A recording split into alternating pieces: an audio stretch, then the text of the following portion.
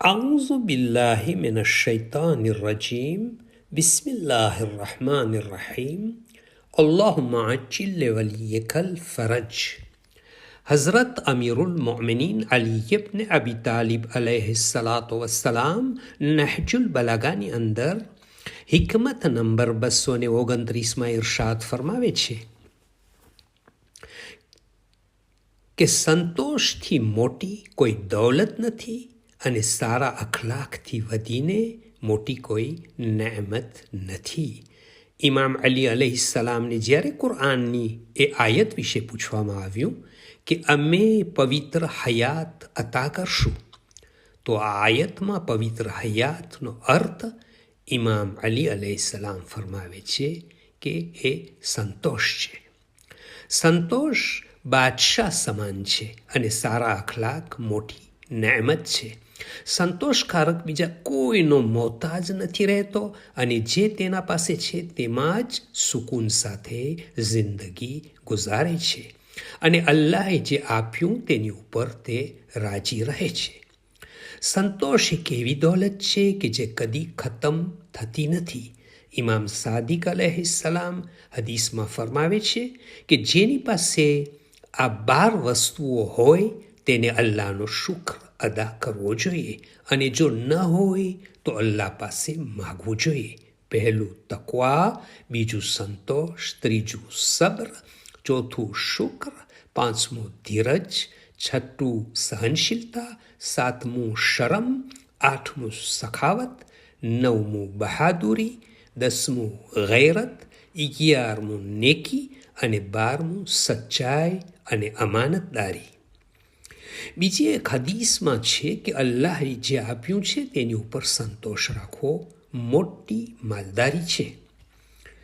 અલ્લાહ તાલા જનાબે દાઉદ અલૈહિસ્સલામને વહી કરી કે આઈ દાઉદ, મેં 5 વસ્તુને 5 વસ્તુમાં રાખી છે, પરંતુ લોકો તેને બીજી જગ્યાએ તલાશ કરી રહ્યા છે.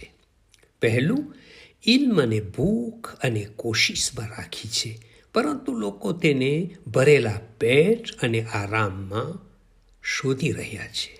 બીજું, ઇજ્જત મારી પૈરવીમાં રાખેલ છે, પરંતુ લોકો તેને બાદશાહ અને માલદારોની ચોખટમાં શોધી રહ્યા છે. ત્રીજું, સંપત્તિ અને ઓછી જરૂરતો સંતોષમાં રાખેલ છે, પરંતુ લોકો તેને વધારે માલમાં શોધી રહ્યા છે. ચોથું, મારી ખુશી નફ્સની મુખાલિફતમાં રાખેલી છે, પરંતુ લોકો નફ્સની પૈરવી કરવામાં તેને શોધી રહ્યા છે. પાંચમું, આરામ જન્નતમાં રાખેલી છે, પરંતુ લોકો તેને દુનિયામાં તલાશ કરી રહ્યા છે. આ લોકો પોતાનો મકસદ સુધી નથી પહોંચી શકવાના. બીજી વસ્તુ, ઇમામ અલૈહિસ્સલામના કલામમાં સારા અખલાકને નેમત બતાવેલ છે. બેશક સારા અખલાક એક મોટી નેમત છે. બધા પાસે આ નેમત હોતી નથી અને જેની પાસે સારા અખલાક હોય છે તેના અખલાક જોઈને બીજા પણ સારા બનવાની કોશિશો કરે છે. આપણા રસૂલે અકરમ સલ્લલ્લાહુ અલૈહિ વસલ્લમનો અખલાક જોઈને ઘણા લોકો મુસલમાન થયા અને હઝરત રસૂલે ખુદા સલ્લલ્લાહુને એક હદીસમાં આપે ફરમાવ્યું છે, જન્નતમાં સૌથી વધારે એ લોકો હશે જેના અખલાક સારા હશે અને જેઓ પરેઝગાર હશે. કયામતના દિવસે જેનો અખલાક સારો હશે તેને બેહિસાબ સવાબ મળશે. તો જરૂરી છે કે સારા અખલાકની સુગંધથી પોતાના ઘર અને સમાજમાં ખુશ્બુ ફેલાવે.